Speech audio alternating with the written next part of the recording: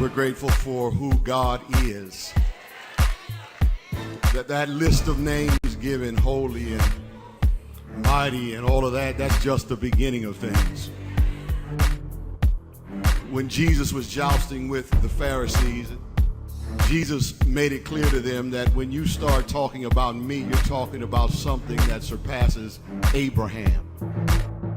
Because before Abraham was, he said, my name is I am. In other words, when you open up the book to look at all of the good things that a person can possibly be, mighty and triumphant and awesome and holy, he says that that's just the beginning of it. He had to close. Who I am, America.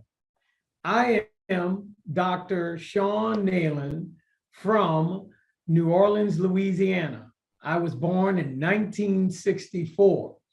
And I grew up in a period where we had what's called wards in Louisiana, the 7th Ward. I grew up in the 7th Ward, and the 7th Ward was unique because there were more mixed heritage people, i.e. French, Spanish, African descent. And because it was such a eclectic environment, we had a unique look about us. And that look would also bring with it challenges and troubles because people thought, well, if you're from the 7th Ward, you can pass. Some of the people could pass, quote unquote, for white. And other people had different hair textures. That became a big issue. And so I grew up in an environment where there was a lot of issues around how you look, the complexion of your skin, the texture of your hair, which is a very interesting environment to grow up in. I grew up in a 2-person household. My dad was a longshoreman. My mom worked at a laundromat. My mom was the one who looked European in our family. I didn't realize that, like she was greatly Hispanic and Spanish. She had English descent as well and French descent. And so my dad married her. He was 43. She was 33, her second marriage, his second marriage. And I was the oldest child. And as we grew in a household, I have 2 other siblings, 2 sisters, one year younger than me, and then another 2 years younger than me. And so as we grew up in New Orleans, in the inner city, we recognized that we kind of had it differently than many. It was like we had a privileged lifestyle, if you will. Although I grew up in a shotgun home for the first 10 years, a shotgun home in New Orleans means that the house was straight through. And if you had a gun, you can shoot from the front to the back. Therefore, they call it a shotgun. You had the narrow alleyways, and my grandmother lived next door on my mom's side. But then I found out she really wasn't my grandmother. She was my mom's mother-in-law from her first marriage. But they became very influential in my young life because I did not know who was really my grandmother. My grandmother on my dad's side lived in Gloucester, Mississippi, which is where he hailed from. My dad had green eyes, and he was about, a few shades darker than me. And but his hair texture was almost of that of an Indian. And it was an interesting combination with he and my mom. And when we would go to Mississippi, then I found out that my grandmother was born as a concubine. So in other words, her mother was the slave owner's a concubine. And then hence came my grandmother, Beulah Haynes. And then, of course, she had my dad and his brothers. And I always wondered why many of them came out different complexions. my dad brothers, that is, and some of them were fair skinned, some of them were very light. And I didn't understand that. How could they all be brothers and sisters?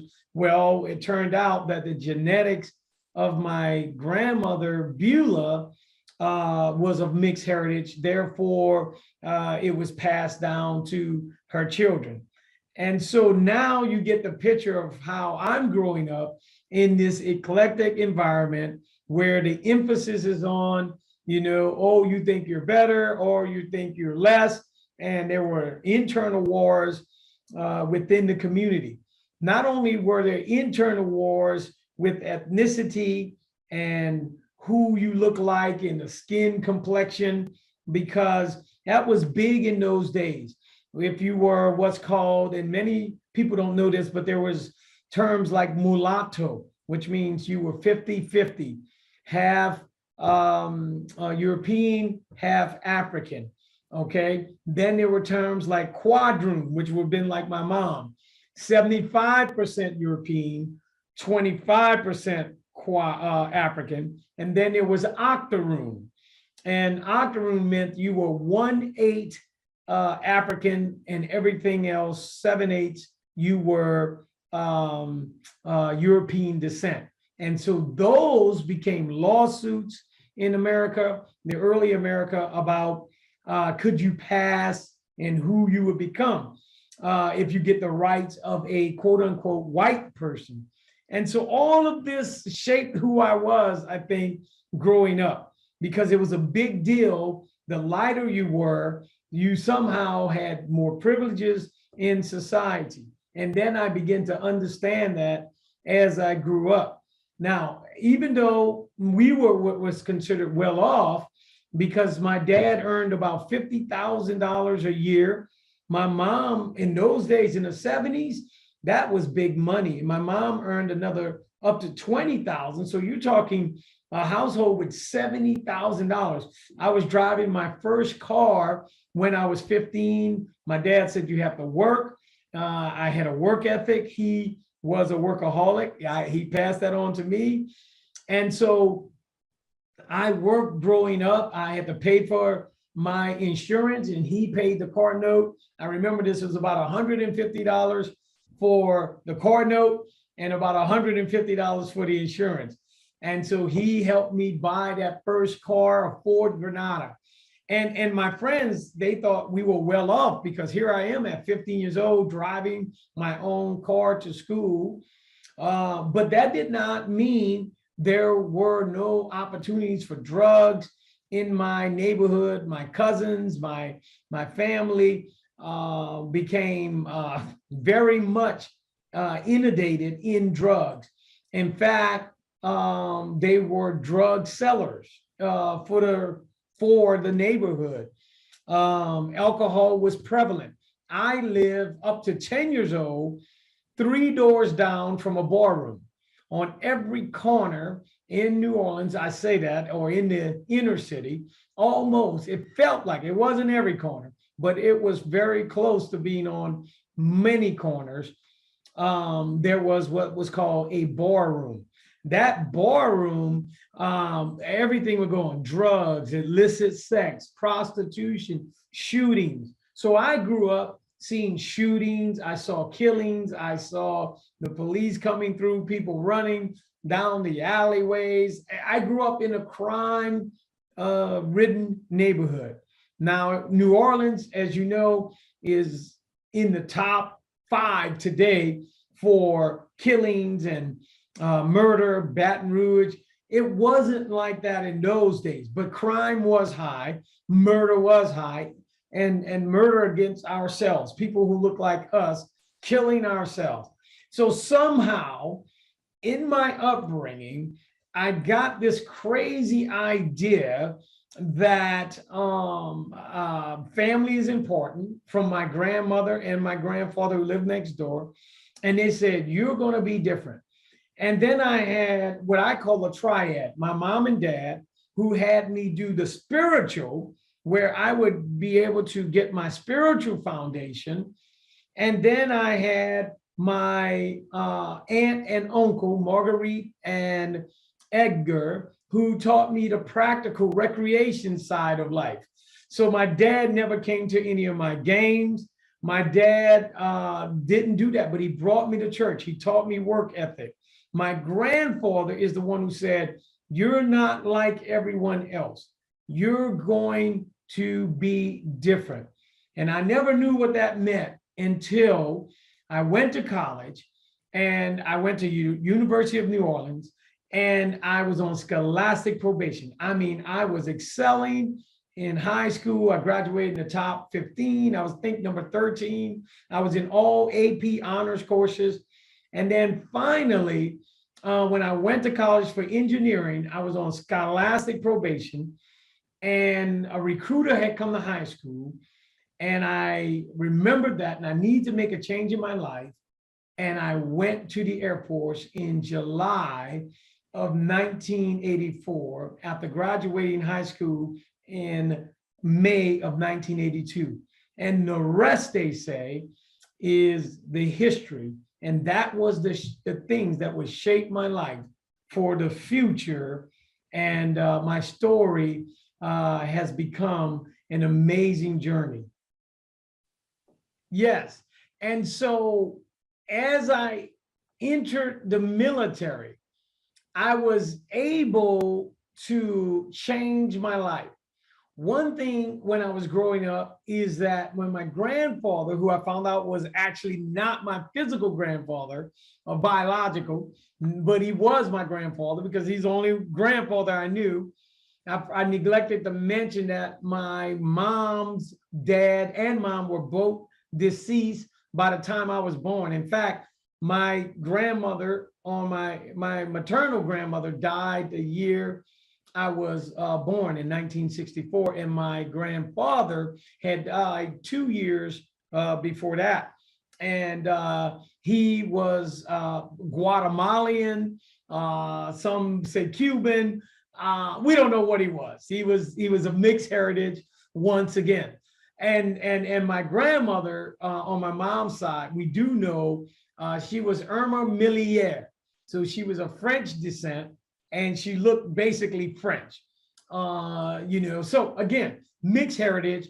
And so, but when I was in the military, I never had gotten into drugs. I had never gotten into alcohol. I had never smoked. I know it was amazing growing up in that environment with barrooms and crime and drugs and violence. Somehow I was spared. My cousins were in and out of the prison. Even my sister was affected at one point in her life by the ravaging of drugs. But I chose never to go that route. Somehow God had his hand around me, I believe, and protected me for my destiny. So I went in as an enlisted man, 1984. As I said, I used my ASVAB, that's the test you take to enter, from high school, because I was in all honors courses. I was doing pretty well in high school, like I said. And so my scores were high enough 2 years later to get me in. And I went to England, my first assignment. And this is where the world opened up for me. So I started off enlisted. I was in transportation. My job was to ship items around the world for military importance, almost as if you see UPS and FedEx today. That was my job. But while I was doing that, I went to college, and I continued my college from scholastic probation. I came into the Air Force with 27 hours. And so I continued and worked on it, and I acquired my associates in logistics management. And then I went on to get my bachelor's in industrial technology and engineering from Southern Illinois University. So within quick 5 years of being in the military, I excelled in the military and excelled academically. At the same time, I found my destiny in becoming a minister of the gospel. Although I was unlicensed and all of that, didn't have the education at the moment, in ministry, I had the calling. And so then I began to see how all of this was coming together in my life. and I became an officer. I applied and was accepted in 1991. And so after 6 years and a little more, after being in the military, 1990 rather, I had completed officer training school by February of 91. And so now I am moving forward. I am a lieutenant from the inner city. And the thing about being a lieutenant in the Air Force is, and many people don't realize this, in the early 90s and 90, 91, there were not many African Americans who were officers. We were still living in a time where we were feeling the ramifications from the Jim Crow era up into the 1964 and 1965, the Civil Rights Act and the Voting Rights Act in 65. And so things had not changed, but the military, as always, was further ahead than society. But as I grew in the ranks of the military, I realized there were not many people who looked like me. And I became a role model for many of that it was possible. So I was a nuclear launch officer and space operations officer. My wife, Madeline, who I married right after coming into the military, did not want me to become a pilot. My commanders wanted me to be a pilot, but my wife said, no, you'll be gone all the time. Well, I became a missile launch officer, nuclear weapons. I was gone 8 days a week, 24 hours each time.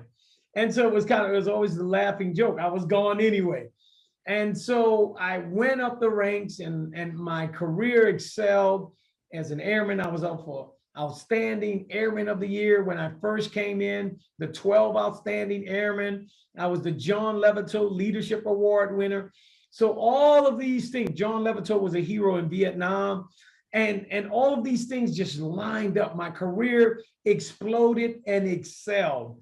And so as my career was trajectorying up, my influence started expanding. And so all of those teachings from my grandfather, from my parents on the spiritual side, my grandfather on the confidence side, believe in yourself. And then my aunt with the nurturing, the recreational side. So it was like this perfect triangle in my life where I was well balanced, and I began to move up, as I said, in all dimensions of my life. We had a family. We had 3 kids, 2 girls and a boy. Today, one is a nurse, one is a dental hygienist, and my son is a hospital administrator. So proud of them as young adults contributing. But then something happened as I continued to move up the ranks. I had the sense of the calling to the ministry. So by 1999, I had started seminary school and got my master's in arts and in my master's of divinity equivalency. So now I went from 0 degrees in 1984 when I entered to 1999, 15 years later, I had 4 degrees. And then I became what's called a chaplain. And then that gave me even more influence and more spiritual influence. And then I started seeing my destiny of what I was to do to help people to be successful. And that's where I changed my trajectory from this technical engineer guy, space operations, to my sole focus was helping people to develop and grow. Then I introduced, or the Lord put on my heart, as I continue to excel in the chaplaincy, move up the ranks, major and lieutenant colonel, all the way to the rank of colonel, I began to realize that all of my upbringing in that eclectic background, in that multicultural background, now will come to fruition for a purpose. And that purpose was to let people know that you can become who you want to be and who you're destined to be, despite what society says about your color or your ethnicity. It's about your character, as Dr. King would often espouse. It's about who we desire to be. And so I began to shift my message about who you are versus about the color of you are. And then I started realizing that this antiquated a separation that we do of white and black is made up. And then I start looking at the connotations of the word. If you're white, and then if you're black, white means pure and holy and righteous. Black means evil, void of color. And then you can look at society, blackmail, black ship, black day, blacklist. If you think of white, you think of the white lie, a doctor's white lab coat. And so I said, we have to move from that in America and become Americans. We have to move from different races, which is a made up social construct, and say, no, we are one human race. And that became my platform. Even as I went to the Iraq War, I went to Afghanistan War, my pledge to America was to bring unity. A divided America cannot stand. And as I began to sound the trumpet, as I began to travel around the world, I ended my career 35 years later as a colonel. And I did not make general. Many thought I should have made general. I felt I should have made general, but then I decided to retire early and become a senior pastor, which is what I'm doing now at Highland Christian Center in Portland, Oregon. But the one thing I'll leave you with is that I had the platform of a lifetime as a colonel in the United States Air Force, a rarity for African descent. And I began to trumpet the voice of reason that we are Americans. I've walked the walk. I've sat in the meetings. I've led in the battlegrounds. I've marched. And I am telling you, we are Americans and we need to become one and stop the division over color lines, because I found out that just because I have more melanin in my DNA does not make me a less of a man. You can become whatever you are destined to become with your effort and with your faith and with your hope. And of course, I leave you with this, that God was instrumental in my career, in this 35-year career that saw me win hundreds of awards and recognized at the highest levels in the Air Force. So I'm proud to be an American. I'm proud to be of African descent. I'm proud to be of a mixed heritage, but mostly I'm proud to be a child of God. Who am I, America? Again, I'm Dr. Shon Neyland. I am also an author of the book, The Courage to Stand, A New America. You can Google me. You can go online. You can get this book today. And this book summarizes my upbringing. It summarizes my thoughts on life, where I believe we can change America. We don't want to go back to the old ways in America.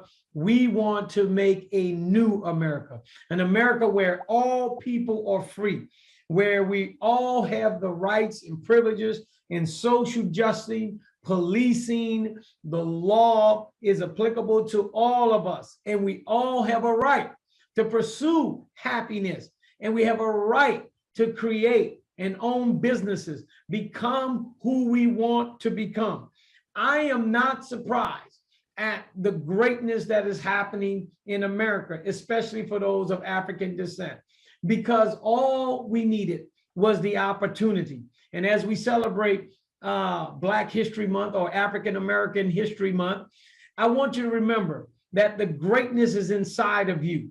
Don't ever let anyone tell you, based on the complexion of your skin, the darkness or the melanin in our DNA. Every human has melanin. Don't ever let anyone tell you you cannot become. It is not about hair texture, complexion. It's about our character and who we are. Determine in yourself that you are ready to make a difference in someone's life. And if you want to know more about me, get my book. Again, that's The Courage to Stand, A New America, with Dr. Shon Neyland. And I am ready for America to change.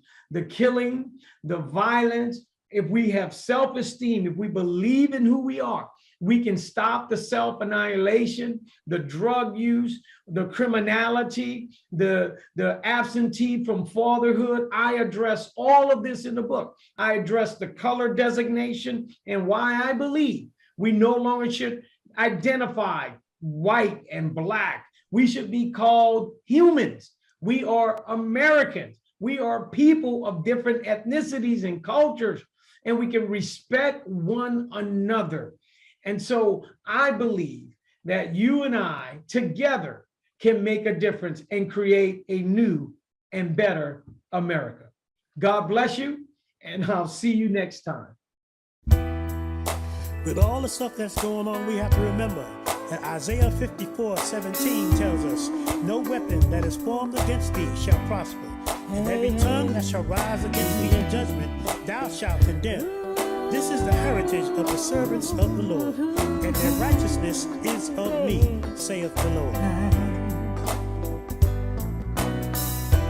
Even though we've got COVID going round, we ain't gonna let it break us down. Ain't gonna let. We gotta trust in God to see us through. There's nothing too hard for him to do.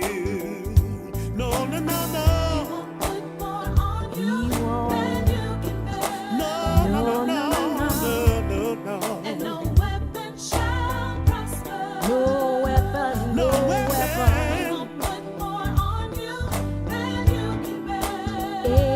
Than you can bear. And no weapon shall prosper. People are dying, politicians turning their heads. Ain't that a shame? Who has the answer? Is it blue or is it red? The answer is Jesus. He's got it all in his hand. All in his Put hand. your trust in him and you'll be able to stand. No, no, no, no, no, no, Than you can bear. No more on you than you can bear. No, And no, no, weapon no, shall no, no, prosper. no. No weapon. No weapon. On you than you can bear. Then you can bear. And no weapon shall prosper.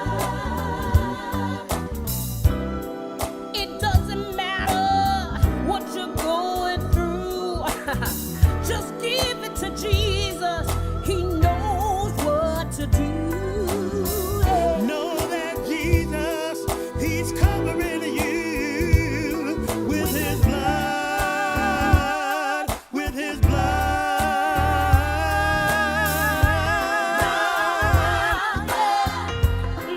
Shall prosper. It shall not prosper Shall against prosper. you. No, no, no, You no. know. No weapon. No weapon. No, it ain't gonna work. It ain't gonna work. Hey, It ain't gonna work. No weapon. It doesn't matter. Formed It doesn't against matter what me. you're going On through. you shall prosper now. No, no, no. It won't work. It won't No, work. no.